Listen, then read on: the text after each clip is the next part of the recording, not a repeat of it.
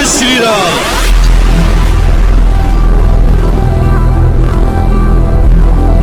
हमारा उद्देश्य सबूतों के साथ गद्दार लीगल टीम और उनके चमचों की पोल खोलना है।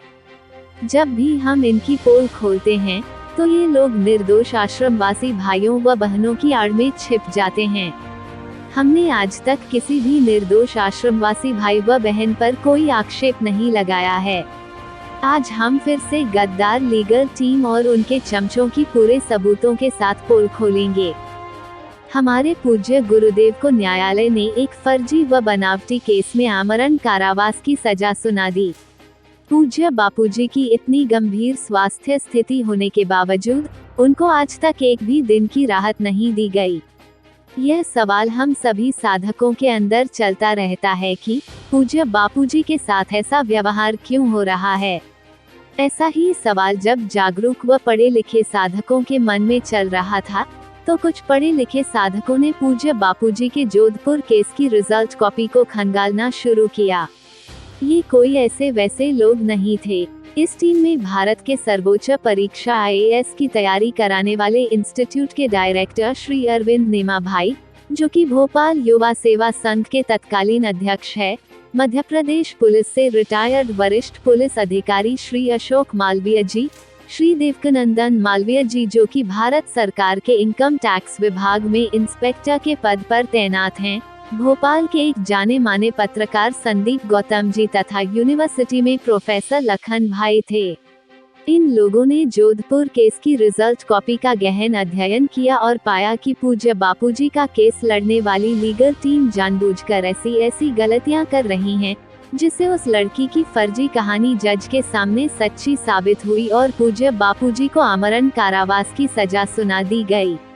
इन्हीं सब प्रश्नों को लेकर ये टीम भोपाल आश्रम में संचालक सच्चिदानंद दुबे से मिलते हैं। सच्चिदानंद दुबे ने जो बात इस टीम के सामने रखी, उससे इस टीम की रातों की नींद उड़ गई। सच्चिदानंद दुबे की बातों से परेशान होकर श्री अरविंद नेमा भाई ने जोधपुर केस में सह आरोपी शिल्पी के पिता श्री महेंद्र कुमार गुप्ता जी से फोन पर बात की। आइए सुनते हैं उस बातचीत की पूरी कॉल रिकॉर्डिंग। हरिओम। हरिओम। जी बस आपका थोड़ा सा ही समय लूंगा मैं। हाँ बताएंगे जल्दी से। विषय थोड़ा गंभीर है, इसलिए देखिए आपको पता नहीं आपकी जानकारी में है कि नहीं, नहीं है तो मैं जानकारी में डाल देता हूँ। भोपाल में पहले मैं थोड़ा सा अपना एक शॉर्ट इंट्रोडक्शन दे देता हूँ। मेरा नाम अरविंद नेमा है और नेमा नेमा नेमा नेमा जी जी मैं भोपाल में IAS की कोचिंग चलाता हूँ। अच्छा। और मैं भोपाल युवा सेवा संघ का अध्यक्ष भी हूँ।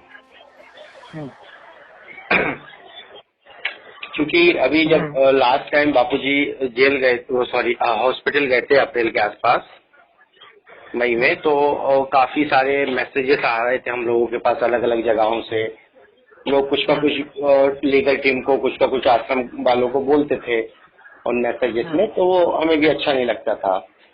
तो हमें लगता था कि लोग तो सुनी सुनाई बातें हैं, गड़बड़ है कुछ, तो भी अपन कैसे किसी के बारे में कुछ बोल सकते हैं।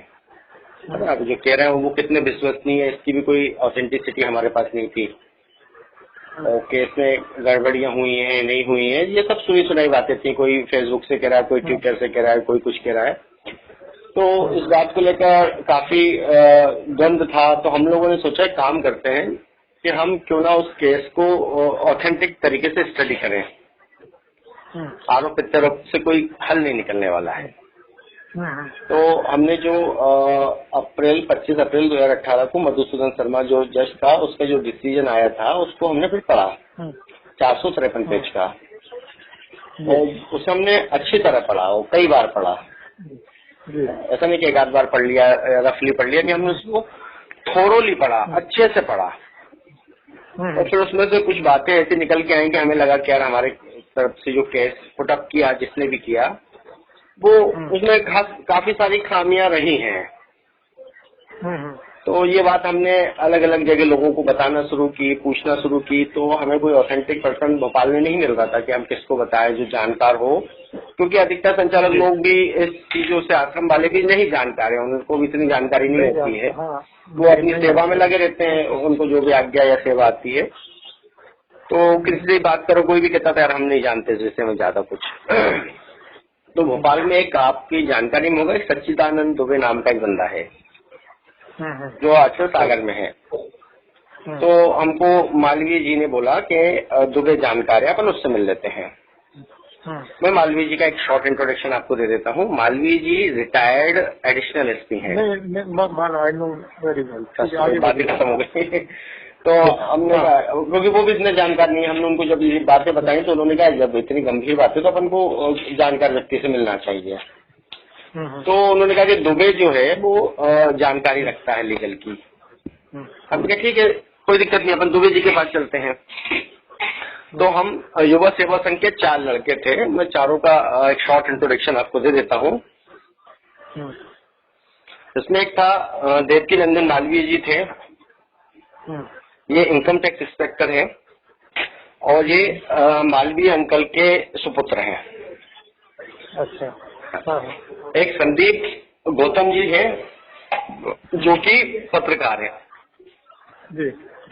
अपने साधक है, अच्छी निष्ठा रखते हैं। और एक लखन भाई है जो कि यूनिवर्सिटी में प्रोफेसर है। मतलब सब समझदार लोग थे। हम 5 लोग थे, 4 हम युवा सेवा संघ के भाई थे, मैं, लखन भाई, संदीप भाई, व्यक्ति भाई और मालवीय अंकल। तो दुबे जी से हमने कहा कि यार एक काम करो, अपन आश्रम में ना बैठ के कहीं और मिल लेते हैं, थोड़ा सा माहौल एकांत रहे और थोड़ा सा कहीं कहीं ऐसा है कि आपको लगेगा कि कुछ सही नहीं है। तो उन्होंने कहा नहीं आप आश्रम में आ जाओ, अपन आश्रम में एकांत में कहीं बैठ आएंगे। हमने कहा ठीक है एकांत में बैठ आएंगे। तो फिर वो हमें लेकर आश्रम में जहाँ पर बापूजी ठहरा करते तो उस कुटिया में लेकर गए। वहां पर बैठकर हम 5 लोगों ने 6 लोगों ने बात शुरू की। तो फिर हमने दुबे को केस की खामियां बताई कि आपने ये वाला सबूत नहीं दिया, ये वाला। अच्छा, दुबे ने क्या करा, हमको पहले 1972 से कहानी सुनाना शुरू की।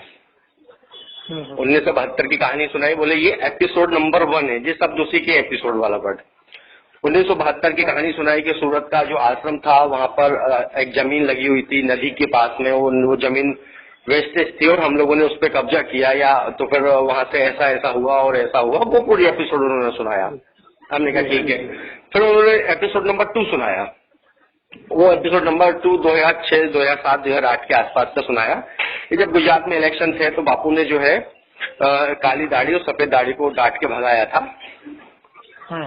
समझ गया आप मैं किसके बारे में बात कर रहा हूँ, अपना नाम लेना उचित नहीं है। समझ आप बस इतना बोलते हैं, समझ। तो इनको डांट के भगाया था और ऐसा हुआ वैसा हुआ। तो बोले ये एपिसोड नंबर 2 हो गया। देखा ठीक है भैया, अब हमें एपिसोड नंबर 3 पे बात करना है आपसे। तो बोले नहीं उस पर कोई बात मत करो आप। हम ठीक है, हम तो पर्पस हमारा यहाँ आने का एपिसोड नंबर 3 ही है। 1972 की कहानी और 2006-07 की कहानी से हमें कोई लेना देना नहीं है। हमें लेना देना है 2013 से लेकर 2021 तक की कहानी से। ना ये सब। तो बोले नहीं। तो कुल मिला के वो मना करने लगे, लेकिन हमने उनको थोड़ा सा फोर्स किया तो चलो अच्छा बोलो क्या जानना चाहते हो। तो फिर हमने साहब उनको बताया कि ये केस में क्या क्या हुआ है और केस में कहाँ कहाँ गड़बड़ियां हुई हैं, और हमने उनको उसे सबूत नहीं रखे जो हमें रखने चाहिए थे। तो उन्होंने पूरी तरह से लीगल टीम पे बचाव के पक्ष में कुछ तो भी बोलना शुरू किया कि नहीं ऐसा नहीं था, हमने इसको इतने पैसे दिए उसने पैसे दिए। हमने वो सारी चीजें कहीं ठीक है, लेकिन हमने कुछ एक बातें ऐसी कही जिनका उनके पास कोई जवाब नहीं था। ठीक है साहब। तो फिर वो थोड़ा सा अपना आपा खोने लगे, थोड़ा सा बौखलाने लगे वो। फिर और आगे हमने बात रखी, कुछ तथ्य हमने ऐसे रखे। हमने ये बात कही कि तो जब 15 अगस्त रात को हमने ये कहा है कि उस दिन एक शादी का प्रोग्राम था, सॉरी रोका प्रोग्राम था, तो उस रोका प्रोग्राम के हमने फोटो नहीं दिए। और दूसरी बात ये कि हमने गवाही जो कराई है गलत लोगों की कराई है। तो यहाँ पर आकर दुबे ने ये बोला कि सबसे पहली बात तो ध्यान से सुनिएगा, हाँ सुन रहा हूँ। है ना। उन्होंने जब हमने कहा कि आप लोगों ने रोका प्रोग्राम और सारा कुछ सिंधी जो साईं की झांकी का प्रोग्राम था, झूलेलाल भगवान की झांकी का प्रोग्राम था, उसको फोटो नहीं दिया अपन ने। तो दुबे बोला कि सबसे पहली बात तो ये कि ये जो घटना लड़की ने बताई है ये सच है। तो हम सब शॉक्ड रह गए, ये बोल क्या रहा है। बोले पहली बात तो ये कि वहां पर ऐसा कोई प्रोग्राम हुआ ही नहीं है। दूसरी बात ये कि जो लड़की ने घटना बताई है वो सच है। उसने रिपीट किया इस बात को। फिर उसने आगे कहा कि भैया लड़की की माता 1 घंटे तक बाहर बैठी रही है, बिल्कुल सच बात है ये। हेलो। हाँ हेलो, आवाज आ रही है आपको? क्या बोला वो ये बोला, हाँ ध्यान से सुनिएगा, उसने ये बोला, आपके बैकग्राउंड में काफी वॉइस आ रही है, आप साइंस में आके बात कर सकते हैं। हॉस्पिटल में नहीं, अति गंभीर बात, इसलिए निवेदन कर रहा था मैं। आवाज उसको बंद कर देंगे, थोड़ा टीवी को बंद कर देंगे, थोड़ा स्लो कर दो ना, आवाज स्लो कर दो, वॉइस स्लो कर दो। हाँ जी। दुबे ने कहा कि जो घटना लड़की ने बताई है वो घटना सही है।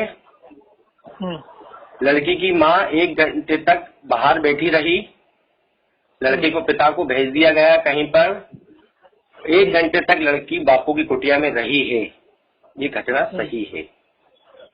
इसने फिर से इसने ये बात 1 बार नहीं कही, 2 बार नहीं कही, 3 बार कही है।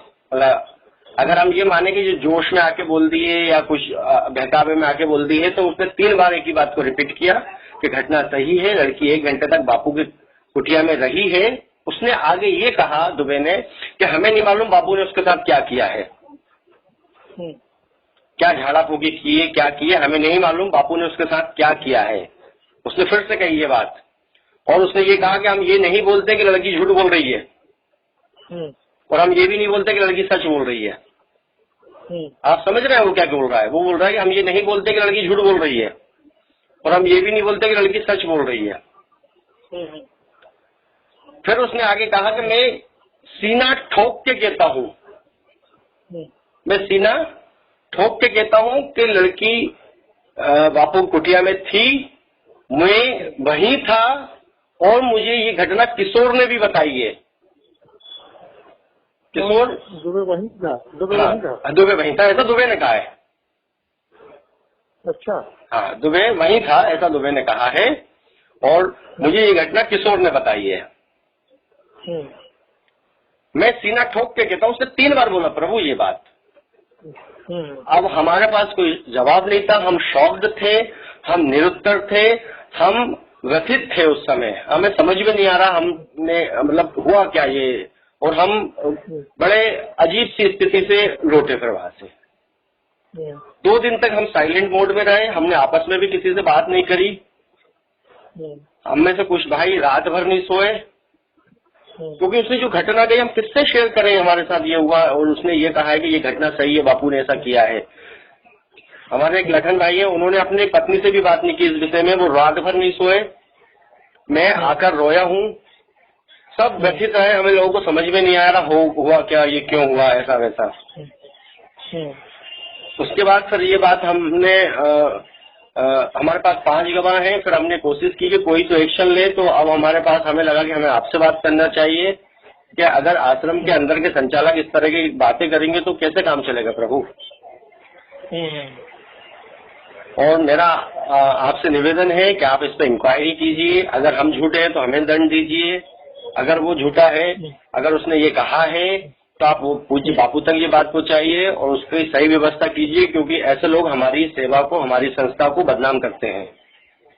आप सोचिए ना, कितने जिम्मेदार पद पे बैठ के व्यक्ति इस तरह की बातें अगर कर रहा है, तो जो कच्चे साधक हैं वो बहकेंगे नहीं क्या? बैठ जाएंगे, लोग छोड़ देंगे, बापू का अश्रद्धा कर लेंगे। तो हमारा आपसे करवद्ध हाथ जोड़ के विनम्र निवेदन है कि आप इस पे एक्शन लीजिए। ठीक, चलिए बात करता हूँ। तो मैं आपसे कब तक एक्शन किया उस चीज, अब मैं सारे एविडेंस देने तैयार हूँ। मेरे साथ 5 लोग हैं, हाँ ठीक है। और इसमें आप मालवीय जी को स्वयं ही जानते हैं, कितने कितने कितने श्रद्धा है और कितनी अप्रोच है बापू तक उनकी, और कितने सज्जन है, उनके बारे में बताने की मुझे जरूरत नहीं है। तो मेरा निवेदन ये है कि आप इसके बारे में जरूर एक्शन लीजिए, जो आप जैसी कार्रवाई चाहें, जो इंक्वायरी करें, हमारी तरफ से 100% सपोर्ट रहेगा। मैं बात, हाँ जी, मैं डेंटिस्ट के पास आया था ना, दिखा रहा हूँ। मैं कब तक आपसे उम्मीद करूँ उस सेक्शन की? 2 दिन बाद बात जी जी धन्यवाद, हरिओम हरिओम। ये तो इस प्रकरण का पार्ट 1 है। अपनी आगामी वीडियोस में हम आपके सामने रखेंगे संचालक सच्चिदानंद दुबे की पूरी हकीकत। इस कॉल रिकॉर्डिंग से यह स्पष्ट होता है कि पूज्य बापूजी का केस गलत लोगों के हाथों में है। ये लोग खुद उस लड़की को सही मानते हैं, तो पूज्य बापूजी बाहर कैसे आ सकते हैं? और जिस तरह से पूज्य बापूजी का केस लड़ा जा रहा है, ऐसे में पूज्य बापूजी के आने की संभावना लगभग ना के बराबर है। और अब तो पूज्य बापूजी को जेल से बाहर उचित आयुर्वेदिक इलाज दिलाने वाली याचिका को भी इस होनहार लीगल टीम के अनपढ़ मुखिया ने अपने षड्यंत्र के तहत सफलतापूर्वक रोक दिया है। हम तो बस तथ्यों सहित आपके सामने अपनी बात को रख सकते हैं। हमारी हालत खुद भगवान श्री कृष्ण की जुबानी सुनिए। जो होने जा रहा है उसे रोकना मेरे वश में भी नहीं है, क्योंकि किसी के कर्म पर तो मेरा अधिकार नहीं है ना। मैं समझा सकता था, मैंने समझाया भी, किंतु जिन्हें समझा रहा था उन्होंने अपने कान बंद कर लिए, जिन्हें मार्गदर्शन करा रहा था उन्होंने अपनी आंखें बंद कर ली। इसलिए है महात्मा, जो हो रहा है उसे देखिए और सहन कीजिए।